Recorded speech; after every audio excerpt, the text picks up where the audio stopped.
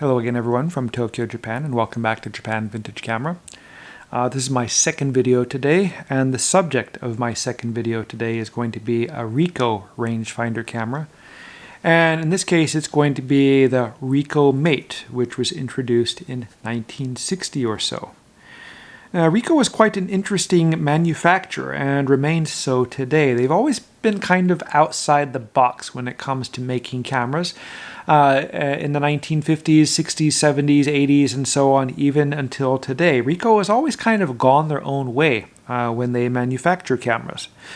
The earlier Ricoh 35 cameras were quite interesting. They were, I guess, like tanks. They were very solid, rugged, and interesting cameras, but they featured things which you didn't find on other cameras at the time. The most notable thing in the earlier cameras was the trigger winding system, which was a system on the bottom where instead of using a winding lever on the top, there was a trigger on the bottom which you pulled to wind the film and charge the shutter.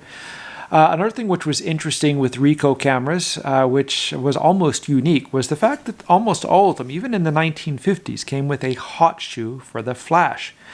Most other makers didn't start putting hot shoes on their cameras until the late 60s, and some not even until the 70s. So Ricoh was quite ahead of the game when it came to things like that.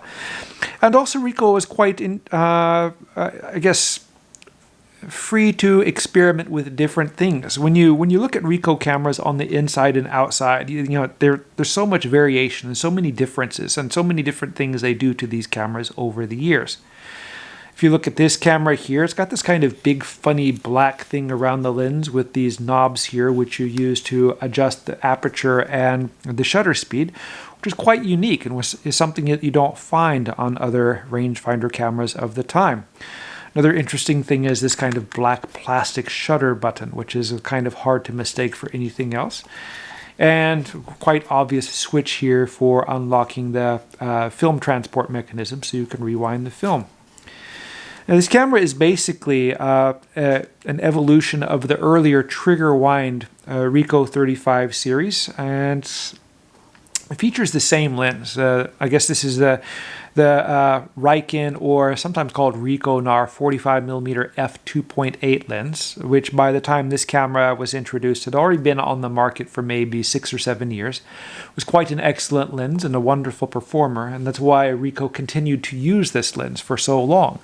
And this lens continued to remain in production long after the Mate disappeared and the 300 became quite popular. Cool thing about this camera is the viewfinder and rangefinder system on the top. This was kind of borrowed from the Ricoh Jet, and the Ricoh Jet was kind of a combination of this camera, the Ricoh Mate, and the earlier Ricoh 35 trigger wind cameras. And then the Ricoh Mate kind of did away with the earlier Ricoh 35 stuff and kept the lens and the Jet viewfinder and tried to put everything in a more modern and marketable package. So quite an interesting camera. When I look at it on the back, it looks a lot like the Ricoh 999 camera, which I did a review on one of these, I don't know, several videos ago or so. The 999 was mainly an export market camera, but you can kind of see the influence on that camera on the Ricoh Mate. The Ricoh Mate is quite a full-size camera, a little bit hefty, not a lightweight, very well made and very rugged, and very few problems with these cameras. I don't come across a lot of these, but pretty much when I do, every one of them works, which is quite an amazing thing. It's very difficult to find cameras which are 60 or 70 years old and haven't been shot in sometimes decades, and you wind the shutter button or wind the shutter and push the button and it works. This is sometimes quite rare in a lot of the cameras I come across.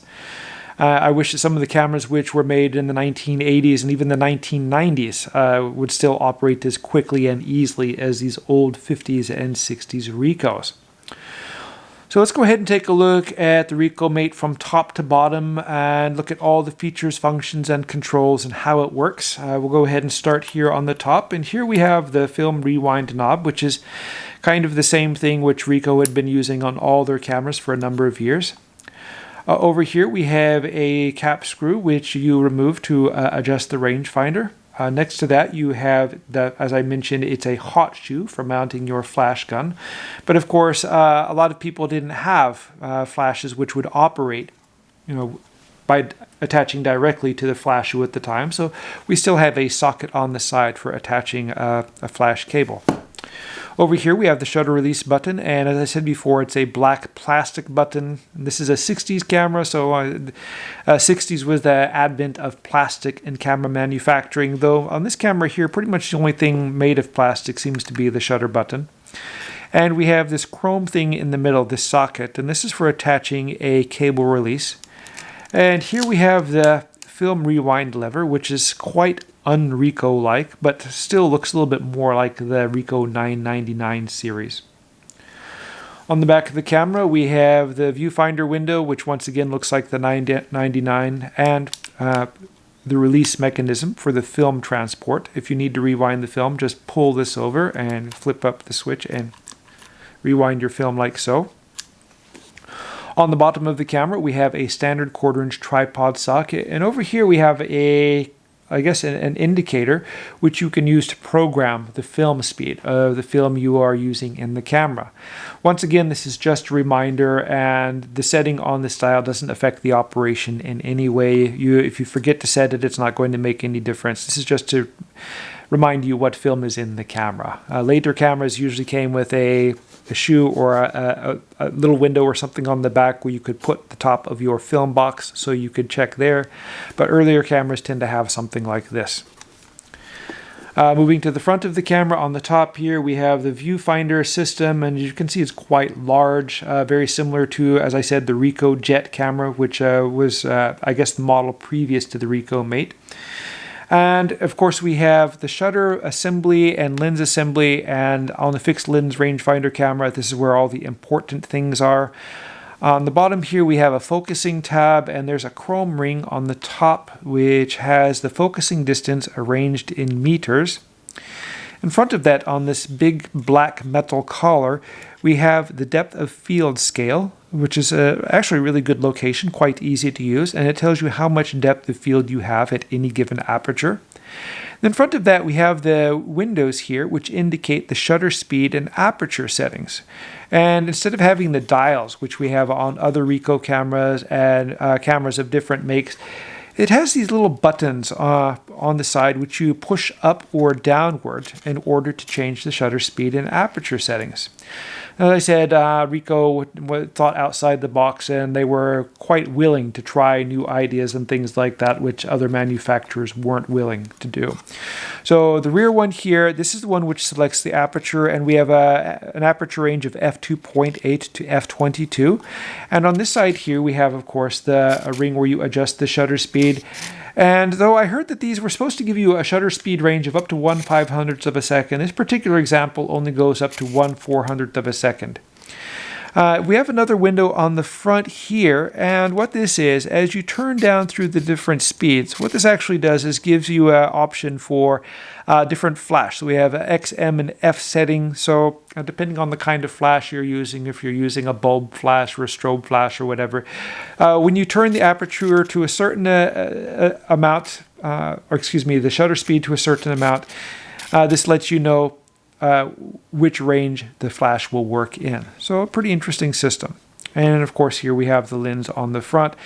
Cleaning these lenses is not so difficult. Often they have fungus inside of them, though they do get fungus quite easily, the glass is quite resistant to etching and stuff like that. So normally if you can get the fungus cleaned off well, it doesn't really do any damage to the lens, and you can have a nice clear lens.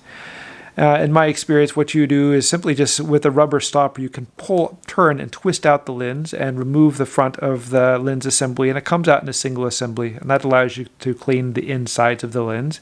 And to clean the inside of the rear lens, you would simply set it to, say, f2.8 and the bulb speed, and hold open the shutter while you are cleaning the inside of the lens. So quite simple. Loading the film in the camera is quite easy. There's a tab on the side which you pull down to open the film door, and you just open it like so.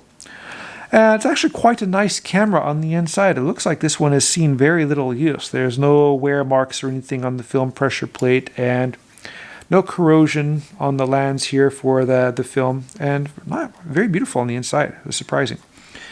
Loading the film is quite simple. Once again, you have to push up the forks here to allow you to drop in your 35mm film canister and push it back down to lock the film canister in place. Stretch the film across the window on the back here and feed it into the take-up spool. And the Ricoh is quite handy that it has a knurled knob on the bottom and an arrow showing you which way to turn. Simply turn this spool until the film pulls across and the teeth on this gear here are engaged in the holes on the top and bottom of the film. Once they are, simply close the film door, push up on the latch to make sure it's latched. And then all you have to do is wind the shutter and fire the shutter button until the number 1 shows up in the film counter. So that's pretty much all there is for the Ricoh Mate. I'm in the process of cleaning up and working on this camera, and I hope to have it listed for sale soon. So if you're interested in buying this camera or another vintage Japanese camera, please check out my stores. Once again, links to my stores are in the description below the video. As I said earlier, I've received a lot of new and interesting cameras, ones which I don't normally carry in my stores, but I'm trying to increase variety for people out there who might be looking for something more different. So please check back if you want to buy this camera, and also if you're looking for anything else. Thank you very much for watching, and I hope you tune in again soon.